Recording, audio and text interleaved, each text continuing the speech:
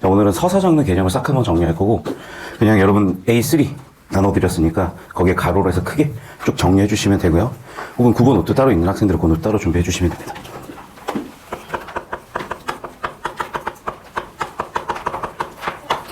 앞으로 우리가 국어뿐만 아니라 모든 개념어 학습을 할 때는 항상 정의부터 좀 정리를 할 거고, 정의 안에 상당히 많은 정보들이 담겨 있습니다.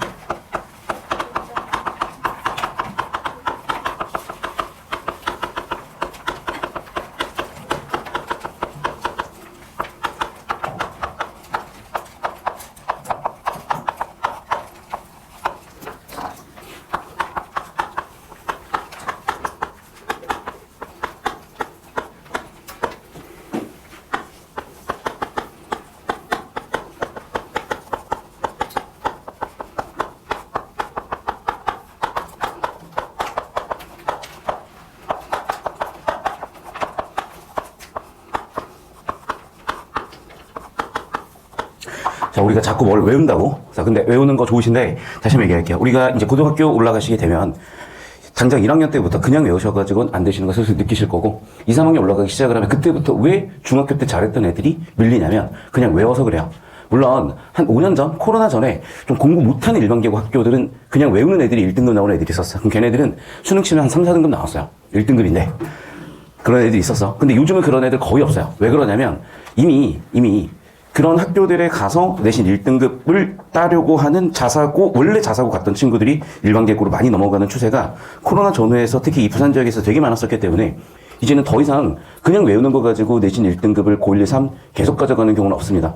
그럼 어차피 여러분 할 공부라면요, 생각을 조금만 해주시면 되고 머리를 조금만 써주시면 돼요.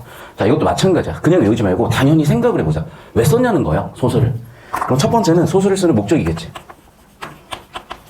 자, 그럼 봐봐요, 여러분. 여러분이 생각을 해보시면 소설을 쓰는 목적은 크게 두 가지가 있었던 거예요. 그럼 이렇게. 되셨어요? 자, 그럼 봐. 이것도 구체적으로 제가 항상 정리해드리지만, 이제 중세 인간에 대한 생각과 근대 인간에 대한 생각이 좀 다르다 그랬었잖아. 중세 인간은 뭐라고? 감정과 이성에서 자유롭지 못했다고. 정확하긴 이거야. 인간은 이성에서 그냥 신의 뜻대로 살아가는 존재였기 때문에 자유의지도 없는 존재.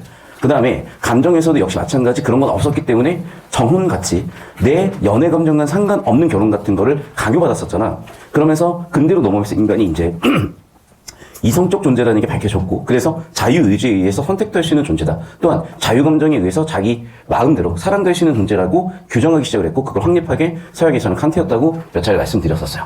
자, 그럼 봐. 내가 소설을 쓰는데 소설의 주제를 감정 표출 쪽에 초점을 둘 수도 있겠고, 이성 표출 쪽에 초점을 둘 수도 있는 거야. 그러니까 이성 표출이라고 하면 이런 거죠. 예를 들면, 나는 민주주의가 옳다라고 주장하는 사람도 있을 거고, 또는 공산주의가 옳다라고 생각하는 사람도 있을 거고, 공산주의랑 민주주의는 반대되는 개념은 아니에요. 또는 자본주의가 옳다라고 생각하는 사람도 있을 거고, 둘 다 아니라고 생각하는 사람도 있었겠죠. 예를 들면, 광장이라는 소설에서는 둘 다 아니라고 했기 때문에 제 삼국으로 갔지만, 그 삼국조차도 아니었던 거예요. 그 사람한테 있어서는. 자, 그럼 봐, 여러분. 그런 건 어떤 사상의 표출이라고 볼 수가 있는 거잖아. 이렇게 어떤 사상의 표출이라든지 이성적 정보를 표출하는 건요, 이성적 정보의 표출에 목적이 있다고 봐서 목적 문학이라고 하고요. 자, 반면에 아까도 얘기했지만 단순히 내가 사랑하는 마음을 담을 수도 있어. 그러면 그것은 순수하게 자신의 감정을 표현하는 것, 이걸 순수 문학이라고 하는 거예요. 그러니까 여러분이 자꾸 뭘 외우려고 하는데, 자, 외우는 거 좋아요. 다시 한번 얘기하지만 내신에 외우셔야 돼. 하지만 이해를 바탕으로 암기되는 것이 훨씬 편하실 거다. 그 다음에 또 예를 들면 이런 것들이 있을 수가 있어. 세태소설. 세태가 뭘까? 세상과 지금의 상태에 대한 표현이야. 세태소설이라는 거는 지금 이 순간 우리가 살고 있는 이 시대와 사회에 대해서 구체적으로 묘사하고 그것에 대해서 문제의식을 갖고 표현하는 게 세태소설이라고 할 수 있을 것이고, 농민소설은 농민들의 삶에 대해서 표현하는 게 농민소설일 것이고, 이해되시죠? 자, 그래서 이 분류는 다시 한번 여러분이 좀 기시감이 드셔야 돼. 기시감이라는 표현은 봤던 게 다시 보이는 이런 느낌이야. 자, 우리가 저번 시간에 예술에 대해서 다시 한번 정리했던 적이 있어요. 예술이라는 것을 평가한 출제자들, 그리고 여러분의 교과서에서 어떻게 다루고 있다? 내용과 형식이라는 정보 틀로 다루고 있다. 그건 약속이 정해져 있는 거야. 그래서 몇 차례 말씀드렸었죠? 자, 예를 들면 예술 중에서도 성악이 뭐였다고? 형식이 사람의 목소리로 표현된 거야. 기악이 뭐였다고? 내용이 무엇이든지 간에, 내용은 여러 가지가 될 수가 있었고, 내용이 무엇이든지 간에 기악은 악기로 표현했을 때 그게 기악이라고 한다고 그랬었죠. 자, 다시 한번 얘기해 볼게요. 자, 그럼 문학은 뭐였어? 글로 표현한 거야. 됐니? 뭘 표현했다고? 생각과 감정이요.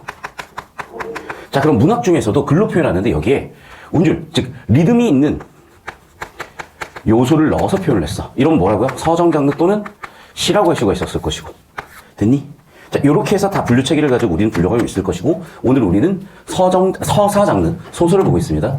자, 그래서 다시 첫 번째, 서사 장르 첫 정의는 주제, 목적에 대한 것이고요. 주제는 크게 두 가지, 감정과 이성으로 나눠서 볼 수가 있겠다라고 설명드렸습니다. 자, 두 번째는 뭐냐면, 주제에 대한 거야, 첫 번째는. 자, 두 번째는 뭐냐면, 구성이요. 자, 그럼 봐봐. 내가 어떤 내용을 어떻게 논리적으로 담아서 표현을 해야 효과적일까를 생각을 했을 거 아니야. 그래서 구성이라는 것은 그 내가 전달하고 싶은 내용을 담는 논리적인 틀이라고 생각하시면 돼요. 비논리적이어봐야 그 누구도 듣질 않아. 자, 그래서 구성에 대해서 다룰 거고, 우리가 소설의 3요소면 자꾸 인사배 얘기하는데, 소설의 3요소는 주제 구성 문체고요. 여러분이 얘기하려고 하는 그 인물 사건 배경은 구성의 3요소고, 다시 한번 얘기하지만 내용을 담는 논리적인 틀이기 때문에 이 논리적인 틀을 이용하게 되면 정말 쉽게 문제가 풀리는 건 당연하고요. 반면에 이 논리적인 틀로 제대로 읽지 못하면 여러분이 그 쉬운 소설이 되게 좀 뚜렷하게 보이지 않고 애매하고 흐릿하게, 그래서 문제를 풀 때마다 자꾸 고민하거나 뭔가 확 잡히는 느낌이 잘 안 들 수가 있어요. 물론 이게 언어 능력이 뛰어난 학생들은 자기 나름대로 해법을 찾아가지만, 다시 한번 얘기하지만 정확하게 이렇게 하셔야 되고, 작년 만점자가 저는 이미 예상을 했어요. 왜? 이미 6월에 9월에 학생들이 뚜렷하게 어려워했던 게 독서보다는 문학에서 특정 한두 문제에서 꼬아서 냈었거든. 근데 꼬아서 냈다기보다는 정확하게 이거야. 지금까지 봐온 적 없는 형태의 문제풀이와 지금까지 봐온 적 없는 형태의 논리 틀을 써야만 답이 나오게끔 설계가 됐었거든. 그 전에는요, 그냥 풀어도 풀렸어요. 그런데 작년부터 수능에서 점점 그런 유형들이 나오기 시작을 했고, 문제는 그 유형이 몇 문제 안 돼요. 여러분 수능 칠 때까지도 그 유형을 연습해볼 만큼 충분히 많은 문제들은 없을 거야. 우리 수업을 같이 들으면서 정리해보시면은, 아, 이거구나라는 느낌은 확실하게 오실 겁니다. 다시 돌아가서 주제 구성 문처에서 구성의 3요소는 인물 사건 배경이라고 각자 좀 이따 또 살펴보도록 할게요. 자, 문체라는 건 작가의 스타일이야. 작가의 특성이야. 그래서 이거를 예술적으로 보면 되게 중요해지는 건데, 왜? 특성, 즉 개성이 예술성을 만들기 때문에. 문제는 이걸 문제하게 되기 힘들어요. 그래서 문체에 대한 문제는 거의 없다고 보셔야 되고, 이제 내신 필기로 가끔씩 암기가 있을 수는 있겠지. 잘 정리하시고요. 제가 이제 내신반 개강과 내신반 커리큘럼에 대해서 오늘 수업 말미에 간략하게 설명드릴 건데요. 학교별 결론반이 열리는 게 있고 안 열리는 게 있을 거야. 안 열리는 거는 이제 저는 다 원래 열고 싶었어요. 여기 지금 학교가 12개 정도 됩니다. 100% 다 열어드리려고 했으나 자세하게 얘기할 수 없는 어른들의 세계가 있어. 이쯤면 돼. 자, 대신에 제가 클리닉 시간을 내가지고 원래 작년까지는 제가 원래 학교별 개강을 안 했었고요. 그냥 연합반 형태로 수업을 하고 내신 기간에만 클리닉식으로 봐드렸지만 역시 결과는 90% 이상이 1, 2등급 나왔다는 거. 제가 어떤 적에 가서든. 그래서 이제 2월 말쯤이 되면은 제가 수업을 하지, 학교별 전문반이 아니더라도 컨텐츠가 다 나올 거예요. 그래서 여러분 다 공부해보시고 다른 수업도 들어보시고, 아, 이건 좀 아닌 것 같다라고 했을 때는 그냥 제 수업 들어오시면 제가 책임지고, 그게 한 학교, 한 학생이어도 제가 다 해결해드릴 테니까 걱정 말고 따라오시면 되고, 이미 컨텐츠와 영상과 준비는 다 되어 있어요. 저는 그런 준비 없이 일을 벌리는 사람이 아니기 때문에. 그래서 여러분 학교 중에 열려있는 거는 다행히 잘 들으시면 되겠지만, 우리 학교 전문반 없는데 어떡하지? 고민하지 마십시오. 저는 책임질 수 있습니다. 자, 다시 이쪽으로 올게요. 자, 계속해서 우리가 시에서도 마찬가지로 느끼셨을 건데요. 특성, 성질이라고 하죠. 자, 그럼 이걸 자꾸 외우려고 한다니까. 외우면 다 까먹어. 왜 외우면 다 까먹냐면요. 야, 우리가 피타고라스 정리를요, 베이노 정리라고 부르는 사람은 베이노도 베이노 정리라고 부르지 않아. 다시 한번 얘기해요, 여러분. 수학은 약속이고 수천 년 됐으니까 변하진 않는다니까. 근데 국어교육학은 30년밖에 안 됐어. 여러분, 띄어쓰기 왜 헷갈린다고? 원래 없었어, 띄어쓰기가 우리나라에. 언제 생겼다고? 120년 전에 아일랜드 선교사 헐버트가 독립신문을 만들면서 읽을 수가 없는 거야. 그래서 띄어쓰기를 도입을 한 거예요. 다행이죠. 왜? 중국도 일본도 태국도 띄어쓰기가 없어. 알아보 두말할 필요 없이 띄어쓰기가 없어요. 자, 바꿔 얘기하잖아. 띄어쓰기가 120년밖에 안 되다 보니까 일단 여러분 띄어쓰기가 그래서 개 헷갈린 거예요. 자, 두 번째는 뭐냐? 띄어쓰기 단위가 끊을게 단위고 끊을게 단위가 음보 단위야. 그러니까 저번 시간에 얘기했었죠. 왜 우리가 3음보, 4음보라고 하는데 끊을게 단위라고 하는데 나는 왜 그게 안 끊어지냐고. 당연하다니까. 옛날에는 악보에다 써놨어요. 4분의 4박자, 4분의 3박자 같이 우리나라 전통악보였던 정간보에다가 아예 썼단 말이야. 그러니까 그걸 보고 띄어쓰기, 끊어읽기, 음보 단위를 계산을 했던 건데, 우리 지금 그거 다 소실돼서 없단 말이야. 결과적으로 얘기하잖아. 띄어쓰기, 음보는 내신에만 존재하는 거의 암기하는 개념 수준이에요. 다시 한번 얘기할게. 선생님 수능에 출제되는 거 봤는데요. 누가 봐도 객관적으로 풀 수 있게 자료가 다 주어지고 판단하게끔 되지. 그렇게 아직도 싸우고 있는 개념을 내잖아. 다시 한번 얘기하지만 싸우고 있는 부분 있어요. 학계에서는 음보라는 개념과 띄어쓰기 개념에 대해서 아직도. 자, 하지만 어쨌든 내신에서는 낼 건 있어야 되는 거니까 내곤 있더라. 그래서 내신 필기 암기는 여러분이 내신 필기를 열심히 해오시면은 제가 여러 학교생 성형 정도는 다 파악이 되고, 다시 한번 얘기하자면 일반계고 국어 1, 2등급은 너무 쉬워 얘들아. 절대 난이도가 정말 쉬워요. 그냥 가져오시면 되고 해보시면 알 거야. 자, 차근차근 이제 따라올게요. 그래서 그러면 이제 우리가 자꾸 내신 대비로 외우려고 한단 말이야. 특성들을 외울 필요가 없어요. 야, 현실에 있을 법한 하다? 현실에 있을 법하려면은 토끼야, 거짓말하면 믿을래? 사실 얘기하면 믿을래? 둘 다. 둘 다 약간 천재인데. 자, 현실이 있을 법한 애가 사실성이 있어야지. 두 번째, 꾸며냈으니까 거짓말일 수도 있겠지. 허구성도 있어. 그러니까 소설이란 건 여러분, 사실 그대로 밝혀 적는 그런 소설은 없어요. 실화를 바탕으로 할 수는 있겠지. 예를 들면, 서울의 봄이라든지. 예를 들면, 서울의 봄 감독님이 만드셨던 아수라라든지. 근데 그게 안남시는 존재하잖아, 우리나라에. 하지만, 허구성. 꾸며낸 얘기라는 거 누구나 다 알고 있죠. 전두광이라는 사람은 없어. 하지만 누구나 전두광이 누군지는 알겠지. 그런 것들처럼 사실성을 바탕으로 꾸며낸 게 소설이야. 그렇지 않다면 얘는 예술이 될 수가 없었기 때문이야. 여기까지 이해되셨어? 자, 그래서 첫 번째, 소설의 특성 뭐라고요? 현실이 있을 법한 얘기이기 때문에 당연히 사실성이고요. 두 번째, 꾸며냈기 때문에 당연히 허구성이야. 됐죠? 자, 계속해서 아까도 얘기했지만 우리는 이제 문학 장르를 4개로 구분해서 보는 장르 구분법을 선택하고 있는데 크게는 뭐라고? 산문과 운문으로 나눠서 간다고 그랬었죠. 자, 그럼 당연히 산문성이 있겠죠. 그 다음에 봐봐. 이야기지. 이야기는 다른 말로, 이야기는 한자어로 풀었으면 뭐라고 하니? 서사죠. 서사성도 있겠죠. 여기까지 이해되셨어? 그러니까 외울 게 없어, 얘들아. 그냥 당연한 거고요. 당연한 거를 당연한 사고 과정을 연결하다 보면 자연스럽게 정리가 돼서 반복하시면 외워지는 거야. 됐죠? 여기까지. 자, 그럼 여기까지 이제 필기 정리가 되고 나서 좀 디테일하게 이제 살펴볼 건데요. 자, 주제에 대해서도 다시 한번 다뤄볼게요, 얘들아. 자, 오늘 우리는 우리나라에 이 땅에 있었던 모든 문학작품의 주제를 싹 한번 볼 거야. 자, 선사라는 개념이 있잖아. 선사는 뭐냐? 역사 앞이란 얘기야. 역사는 뭐야? 기록이 돼야 돼요. 그래서 기록된 것부터 역사야. 자, 그럼 기록됐을 때 가장 오래된 국가가 있어. 그게 바로 뭐야? 고대 국가야. 그럼 고대 국가 시절에 기록물로 남아있었던 문학이 있어요. 고대 가요만 있어요. 즉, 이때는 서정 장르, 음문 장르만 있었어. 왜냐면 그 당시에 사람들이 그렇게 지적으로 발달하지 않았기 때문에 막 글을 길게 쓰거나 소설을 쓰거나 그런 레벨은 되지가 않았어. 그래서 일단은 존재했었던 게 소설이었다고. 일단은 서정 장르였다고. 자, 그럼 봐봐. 고대 국가 시절에 불러졌던 노래가 고대 가요구나. 당연한 거고요. 자, 당연한 거야. 외울 것도 말 것도 없어. 주제는 둘 중 하나야. 감정이냐 이성이냐. 됐죠? 그럼 고대가요 시절에서도 감정을 불렀던 노래가 있었을 거고 이성적인 어떤 목적을 가지고 불렀던 노래가 있었을 거야. 그러니까 외우지 말고 당연한 거니까 이해하시면 돼요. 예를 들면 이런 거야. 구지가 거북이 머리를 안 내놓으면 먹겠대요. 무슨 얘기야 도대체. 그래.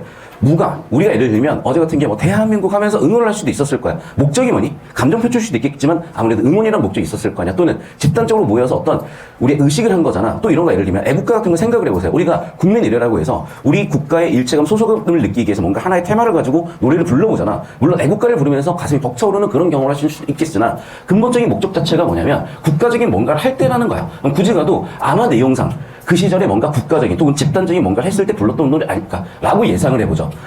반면에 유리왕의 황조가 꾀꼬리가 되게 예쁘게 잘 놀고 있는 것 같대. 하지만 실제로는 누구 얘기야? 나는 외롭고 꾀꼬리는 되게 친근하게 잘 지내네. 이런 자신의 감정을 표출한 거야. 그래서 고대 가요도 크게 두 종류가 있었어요. 감정 표출의 목적과 그 다음에 구지가 같이 집단 제2의 목적이 있다. 그러니까 외우는 게 아니라 당연한 거라니까.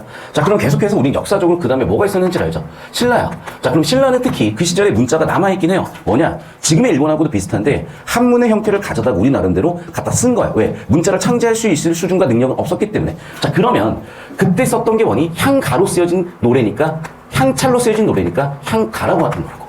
되셨습니까? 자, 그런데 이게 워낙 오래되다 보니까 몇 작품이 없어. 그래서 특정 학교들에서는 그냥 다 갖다 내요. 수업 시간에는 한 몇 작품 안 다뤘지만 다 갖다 낸다고. 예를 들면 제철고 같은 경우가 그래. 그래서 지금 제철고 진학을 염두하고 있는 학생들은 제 블로그의 커리큘럼이라든지 얘기를 제가 자꾸 중간중간 드리는데 이 친구들은 설 연휴 끝나고 다다음 주겠죠? 목요일 저녁 수업을 꼭 들어오셔야 돼요. 왜냐면 그때 제가 고전문학을 다 싹 한번 정리해 드릴 건데 사실은 제철고 애들 를 위한 커리큘럼이야. 사실은 일반 교구는 그거 절반 정도만 하시면은 그냥 전교 1등이에요.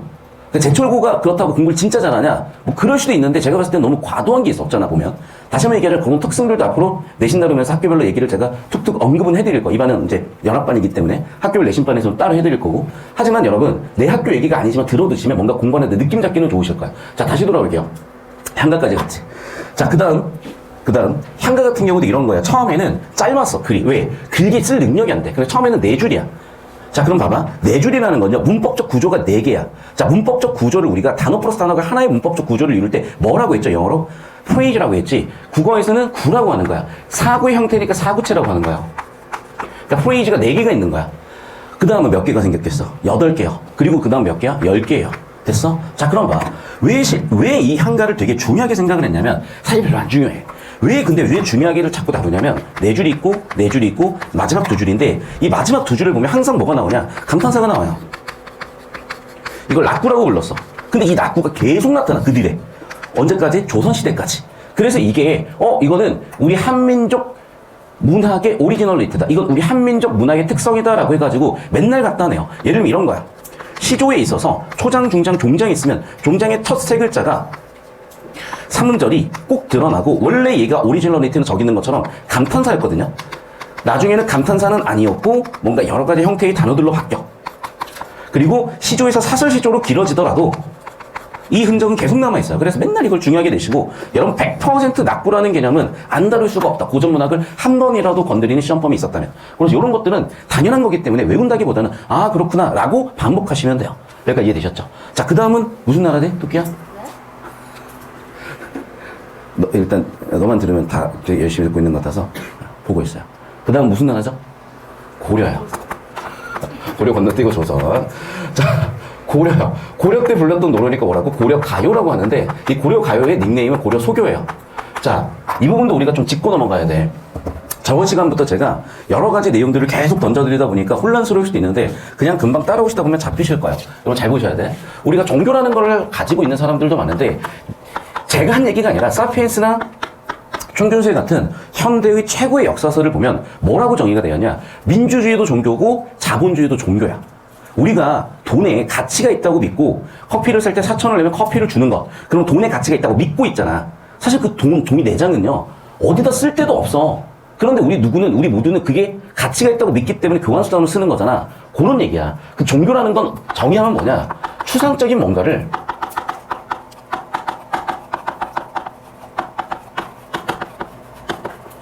믿게 하는 목적을 가지고 있어요.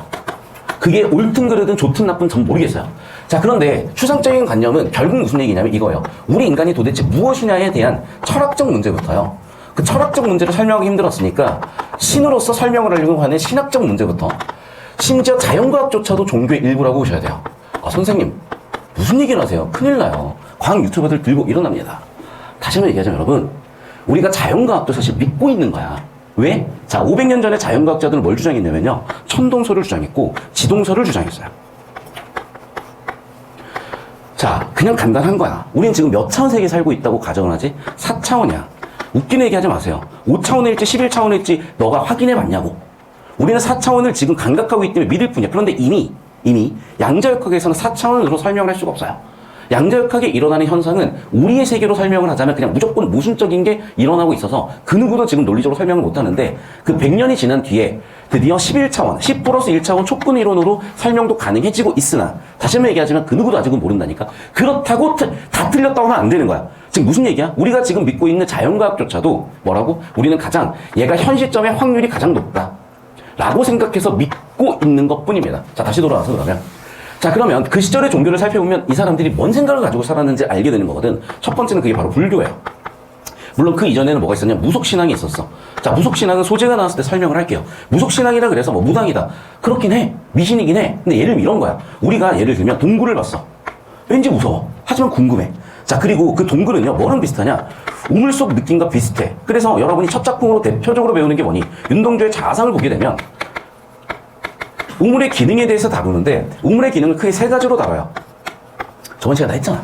자, 그런 것들 다 뭐야? 사실은 무속신앙과 관련된 거예요. 그러니까 이게 뭐라고 논리적으로 설명할 수는 없다니까. 근데 괜히 그래 보이는 거. 괜히 그런 것들이 있어. 그래서 이걸 무속신앙으로 설명을 하고 두 번째는 불교야.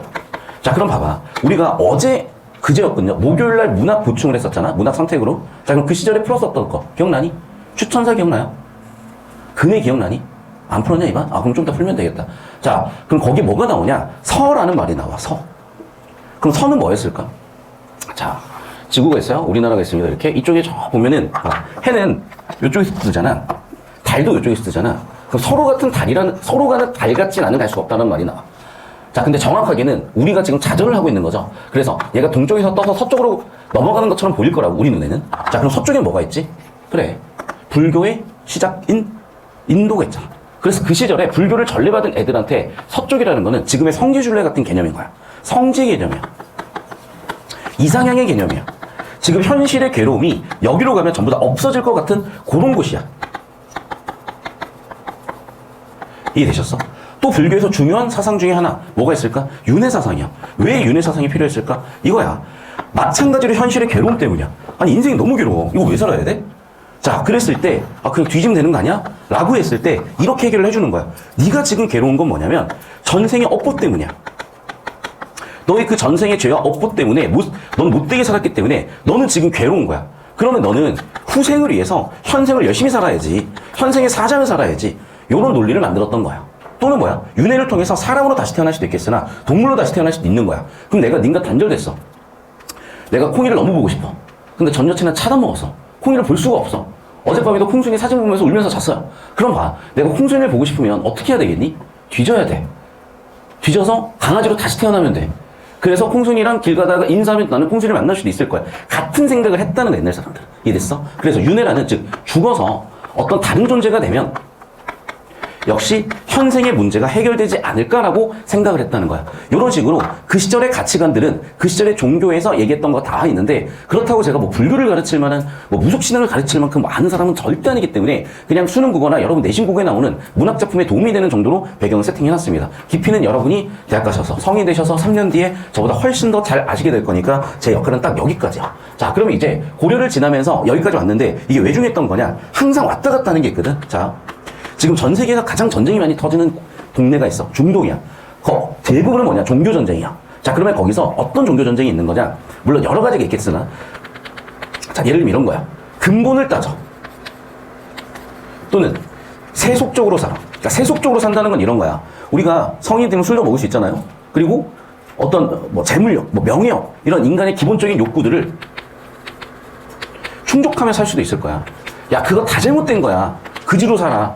너희 강남역에서 노숙해도 행복해야 돼. 안문지족할 줄 알아야 돼. 보리밥만 먹어도 돼. 김치만 먹어도 돼. 더 이상 남을 것은 바랄 것이 없이 살아야지. 라고 금욕주의를 하면서 살 수도 있는 거야. 자, 그러면 우리의 삶은 항상 이런 식으로 가요. 고려는요, 완전히 세속적이었어. 그런데 조선은 완전히 근본주의로 가죠. 자, 다시 우리나라는 토끼야, 세속주의야, 근본주의야? 세속주의로 가고 있어요. 됐어? 그래서 항상 이렇게 왔다 갔다 하는 거야. 그럼 봐봐. 세속적인 노래를 불렀으니까 뭐라고 한다고? 속요라고 한다고요. 그래서 속요야.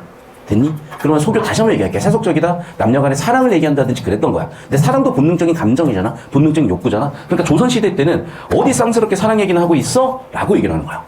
하지만 인간의 본능은 사랑을 할 수밖에 없어. 그래서 항상 얘네들은 사랑을 어떻게 표현했다? 영감님들끼리 사랑을 표현했다. 그래서 나이 한 70 드신 영감님과 나이 한 50 드신 왕한테 영감님들끼리 임금님 사랑해요 같은 얘기를 했었다. 정말 저는 소름 끼치기 싫지만 어쨌든 이 사람들은 그 시절에 그러셨고 이걸 뭐라고 한다? 충이라고 한다. 그럼 왜 충이 중요해졌던 거다? 그 시대는 또 뭐로 갔기 때문에? 유교적 가치관으로 넘어갔기 때문에. 그러니까 이 흐름 잡아보시면 돼요.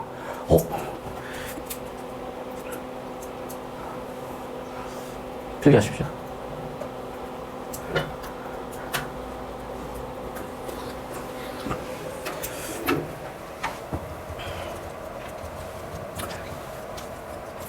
자, 그럼 계속해서 이제 볼게요.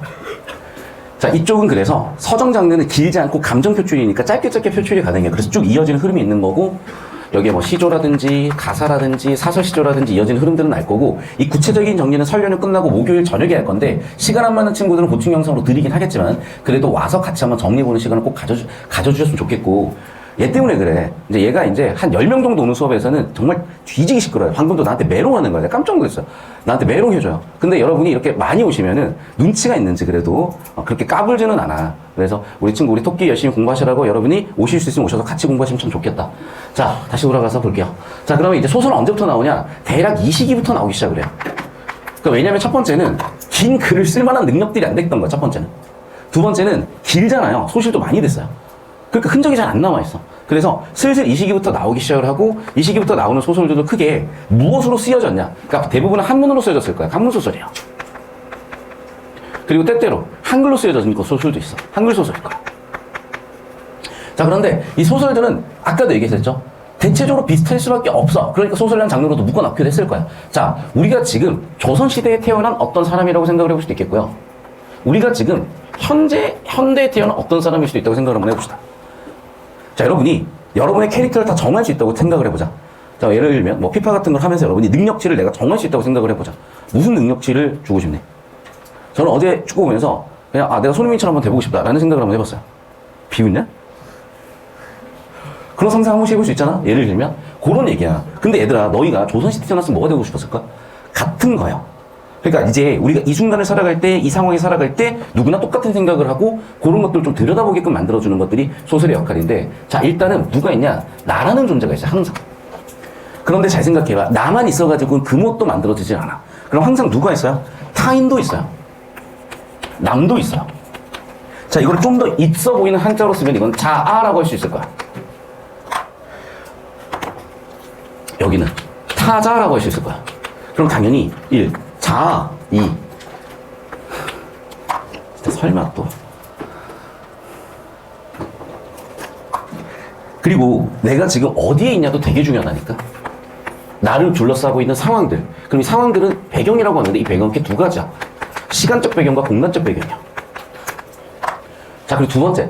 나랑 타자가 둘 다 소문자 극아이여가지고 서로 아무것도 안 한다고 하면은 무슨 의미가 있겠어요? 그런데 둘이 사랑을 하든 치고받든 뭐를 하든 둘 사이에 뭔가가 생겨나잖아. 그런 것들이 다 뭐다? 사건들이야. 됐습니까? 그리고 사건이라는 거는 한 인물 사이에서만 사건이 나진 않아. 당장도 여러분 고민돼요. 점심을 뭐 먹지? 마라톤 먹을까? 돈까스 먹을까? 라고 고민을 하잖아. 즉 내적 갈등도 있을 거야.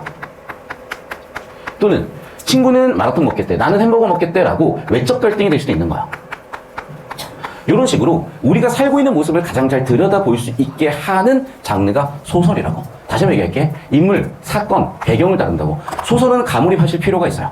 소설은 가몰입해 보십시오. 그리고 사실 어제 축구도 가몰입하셔도 괜찮았던 것 같아. 어제는 진짜 완전 극장골이었어요.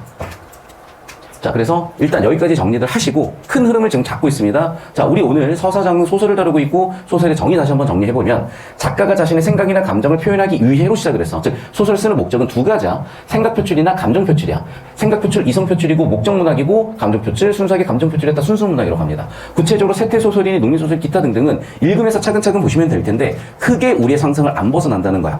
자, 여기서도 잠깐만 좀 짚어볼까요? 주제에 대해서. 봐.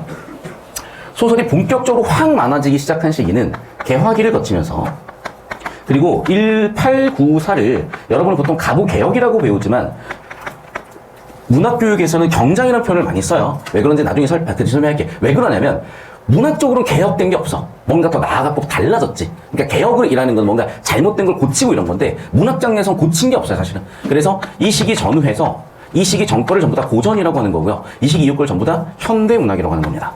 여기까지 분류되셨죠? 자, 그러면 얘기 드렸다시피 이거야. 우리가 지금 시대를 살고 있으니까 손흥민 얘기가 많이 통하는 거고, 우리가 지금 시대를 살고 있으니까 마동석 얘기가 통하는 거야. 그럼 조선시대 살았으면 무슨 얘기를 해야 될까? 민씨 일가를 얘기해야 되겠죠. 지금 이 시대에는 이건희 얘기를 해야 되는 거야, 지금 이 시대는. 이건희. 그럼 보세요. 그러면 그 시대, 개화기 이전엔 당연히 조선이 있었고, 개화기가 있었고, 일제강점기가 있었고, 광복후가 있었고, 6.25 전쟁이 있었고, 그 뒤에 혼란한 독재 시기가 있었고, 그 뒤에 지금까지 온 거잖아. 그러면 각자 이 시대에 살았던 사람들이 가지고 있었던 고민들이 있을까? 뭐가 있었을까? 내가 양반자족에 태어나서 차은우 얼굴을 사는데 무슨 문제의식이 있어요? 그런 거야. 그러면 노비로 태어났어. 어차피 글도 몰라. 그럼 대체적으로 누가 울분을 토했겠어? 서자 출신들이야. 중인들이야. 왜? 울분이 많아. 예를 들면 홍길동전이야. 자, 물론 이제 양반이 쓰기도 했겠죠. 그런데 그런 사회 문제에 대해서 주로 다뤘다면 이런 사람들이 가지고 있었던 문제식 가지고 쓸 확률이 되게 높았겠지. 그 대표적으로 예를 들면 홍길동전, 전우치전 이런 게 있었을 거라고요. 그렇죠? 자, 두 번째. 이런 시대에 뭐가 있었을까? 당연히. 뭐가 있었을까? 토끼에 뭐가 있었을까? 자, 왜 일본이 우리를 먹었을까부터 생각을 시작을 하는 거야. 그럼 국력이 약하니까 배워야 된다. 무슨 주의? 계몽주의 소설이야. 그래서 어떻게? 그 시절의 차원은 누구였냐? 미국으로 유학 가는 애들이 그 시절의 차원이야. 일본으로 유학 가는 애들이 그 시절의 차원이야. 그래서 우리는 일본 가서 배워야 돼. 미국 가서 배워야 돼. 이런 얘기를 하는 게 대부분이었을 거라고요. 자, 그럼 이제 뒤로 가면 갈수록 어떻게 되겠어? 되게 핍박받아 힘들게 살았겠지. 극복하려면 어떻게 해야 돼? 농민들이 뭉쳐야 돼. 노동자들이 뭉쳐야 돼.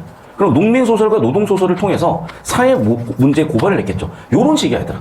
광복, 6.25, 독재 역시 마찬가지로 그런 문제의식을 가지고 소설을 쓸 수밖에 없다는 거야. 그래서 다시 한번 얘기하죠, 여러분. 소설의 주제가 무한대일 것 같죠? 그렇지가 않아요. 그렇지가 않다고. 비슷비슷해. 어차피. 거기서 거기야. 그래서 조금만 정리하시다 보면 느낌이 오실 거라고. 자, 그래서 첫 번째 주제에 대해서 다뤘고요. 자, 두 번째 주제, 구성, 인물, 사건, 배경, 세트, 칠판 지운 다음에 정리할 거고, 세 번째, 문체라는 건 작가의 특성인데 내진 못한다 대신에 내신 필기 한교로 나올 수가 있겠다. 그 다음에 네 번째, 소설의 성질들인데 이런 거는 외운다기보다는 이해하시면 되겠다. 되셨죠? 자, 필기 정리하시고요. 선생님 이거 각 장면당 10초씩 적어주시면 됩니다. 자, 그리고 방금 이거는 제가 이 마인드맵으로 나와 있고, 이건 학교별 내신 교재 앞부분에 다 박혀 있을 거야. 첫 교재. 그래서 교재로 받으신 다음에 그 다음 복습하시면 되고, 여러분 지금 백지로 정리하고 계시잖아. 이거를 3번 받을 거야, 앞으로. 안 보고 쓸 수 있을 때까지 반복이요. 원래 개념은 그렇게 공부하시는 거야. 그래서 국어뿐만 아니라 다른 과목들도 그렇게 미리미리 해두세요. 대신 눈앞에 두고 언제 백지 복습하고 있어. 지금 해두셔야 돼요. 그러니까 여러분 다시 한번 말씀드리면 저는 그냥 여러분 1, 2등급이 너무나 당연한 친구들이야. 이렇게 토요일 아침에 3시간씩 앉아서 할 수 있는 그 자세만 가지고도 이미 저랑 같이 하시면 1, 2등급 너무나 당연한 거기 때문에 제발 없어야 될 크게 가져가